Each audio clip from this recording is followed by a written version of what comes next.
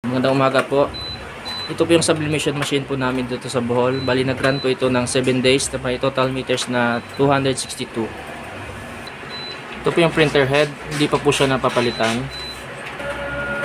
Capping. Nozzle check.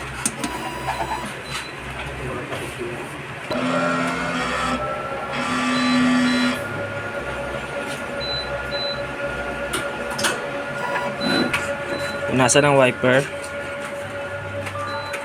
Capping. Nozzle test.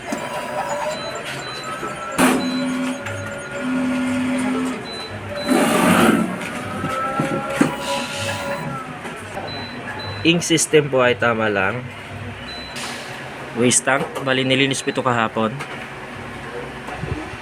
AVR. Dito naman po yung aming supplies. Ito po yung unused ink. Bali nagpalit na po kami ng Papijet to Sublinova po. Used ink. Subli paper roll. Ito po yung nagamit yung CMYK. Ito po yung cyan, black, magenta, at yellow. Ito naman po yung aming daily checklist po. Daily output record.